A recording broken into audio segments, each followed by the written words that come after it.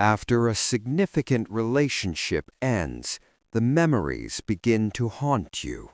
They arrive uninvited, playing like old films in the quietest moments of your day.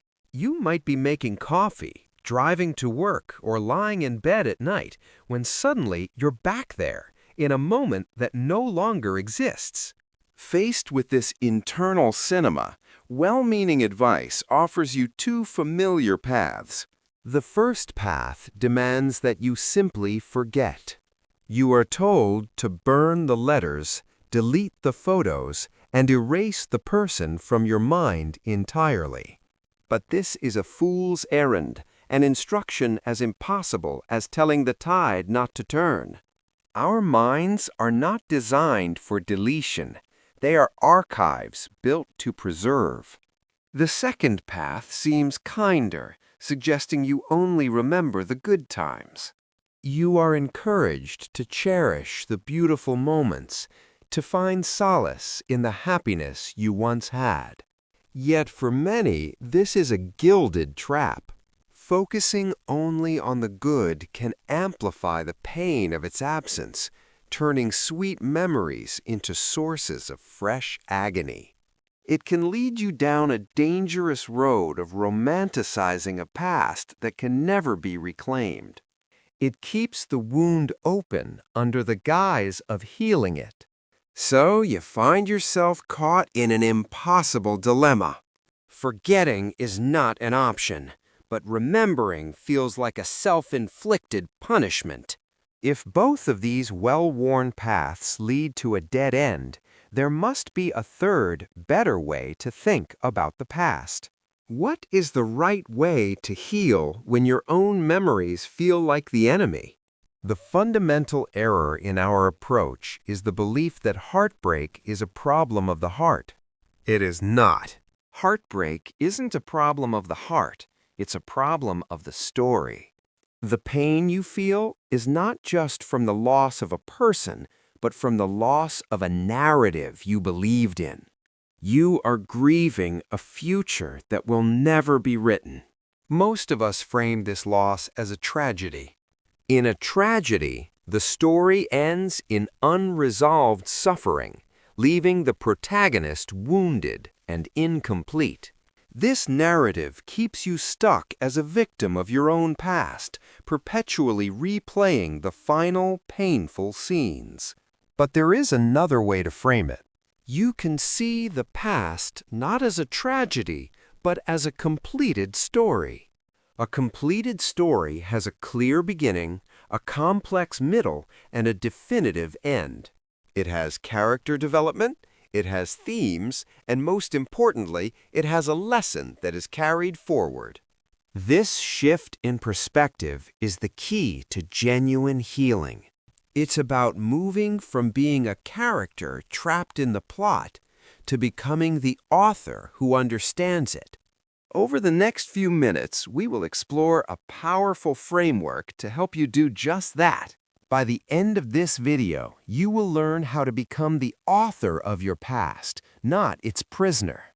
You will learn how to find peace, not by erasing your memories, but by understanding the story they were trying to tell you all along. To understand this, we need to step away from love for a moment and talk about literature. To understand this shift in perspective, it can be useful to use an analogy. Think of a past relationship like a great book you finished reading. This book may have been a sweeping epic, a short but beautiful novella, or even a challenging piece of experimental fiction. While you were reading it, you were completely immersed in its world. You got to know the characters intimately, you followed the twists and turns of the plot, and you felt every high and every low. The story became a part of you. Some chapters were filled with joy, laughter, and profound connection. Other chapters might have been marked by conflict, confusion, or rising tension, but every chapter was necessary for the overall narrative. Now, imagine the book has an ending that is deeply sad or unsettling. Perhaps the protagonist makes a choice you disagree with, or a beloved character is lost. This ending might leave you feeling melancholic or even disappointed. However, does that sad ending erase the value of the entire journey? Does it invalidate the beautiful passages in the middle or the excitement you felt at the beginning? Of course not. You can still appreciate the book for the world it showed you and the emotions it made you feel. You can admire the author's craft and recognize the power of the story. A culture obsessed with new beginnings is terrified of meaningful endings. We are told to always be starting the next book without ever taking the time to understand the one we just finished. Now, consider how absurd it would be to finish this book and then spend every day rereading only the final painful chapter. You wouldn't do that. You wouldn't obsess over the last page, ignoring the hundreds of pages that came before it. To do so would be an unhealthy way to engage with the story. It would be a voluntary imprisonment in the story's most painful moment. Instead, the healthy response is to close the book, feel the weight of its conclusion, and place it back on the shelf. You put it in its proper place in your personal library. From there, you can look at its spine among the others and feel a sense of gratitude for having read it. You don't have to love the ending of the book to be grateful you read it. Its story is now part of you, and you carry its lessons and themes forward as you choose the next book to read. This is the goal with a past relationship. But, as you may have already suspected, what happens when the book has a terrible, traumatic ending? Does that not ruin the entire story? Now, it's fair to ask if this is just a path to unhealthy rumination. This is a crucial distinction to make, as it addresses the primary danger in thinking about the past.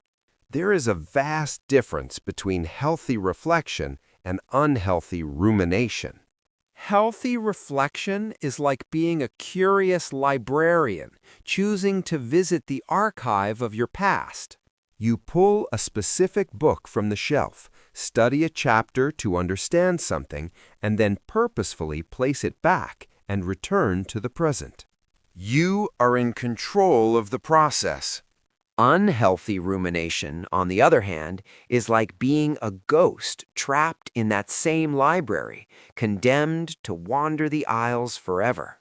You are not choosing to be there. You are imprisoned by the stories. You endlessly reread the same painful passages, searching for a different outcome that will never come. You are not in control. The memories are in control of you.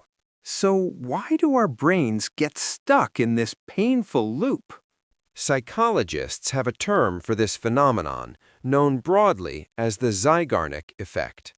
This principle suggests that our brains have a powerful innate tendency to fixate on incomplete or interrupted tasks. Your mind essentially keeps a running list of open loops, and it will constantly remind you of them, nagging you to find a resolution. Heartbreak is the ultimate open loop. When a relationship ends, especially abruptly, it feels like an unfinished story. Your brain, desperate for completion, begins to ruminate. It obsessively replays conversations and moments, trying to solve the puzzle of the breakup. It's looking for the missing piece, the alternate ending, the key that will finally close the loop and bring peace. But because the past cannot be changed, the loop can never be closed in reality. This is why you feel stuck. The completed book framework is a conscious psychological tool to override this painful but natural tendency. By deliberately reframing the relationship as a story that is finished, you are giving your brain the closure it craves. You are intentionally marking the task as complete, which gives your mind permission to stop obsessing over it. You are telling your brain that there is no puzzle to solve, only a story to understand. If you're the kind of person who seeks to understand the why behind your feelings and not just how to numb them, consider subscribing. We explore the deeper mechanics of life, love, and the mind every week, aiming to provide clarity in a complex world. We now return to the most difficult question, the one that can feel like a fatal flaw in this entire analogy. But what if the ending was so bad it ruined the whole book? What if the story concluded with a profound betrayal, a deep deception, or an act that seems to retroactively poison every good memory you had? What's true for a simple ending applies no less to a painful one. This is where the reframe becomes most powerful. A painful ending, such as a betrayal, does not negate the story that came before it. Instead, it serves as the dramatic, revealing climax. Its function is to illuminate the story's true central theme, which may have been hidden until that final act. For example, you may have thought you were reading a book whose theme was finding your soulmate or a love that lasts forever. You believed this was the story you were in. But the betrayal at the end reveals that you were mistaken. The book was never about that. The betrayal reveals the book's actual theme. Perhaps the true theme was the importance of learning to trust your intuition. Or maybe it was a lesson in setting boundaries and demanding self-respect. Or it could even be the difficult realization that you cannot love someone into being the person you need them to be. Do you see the shift?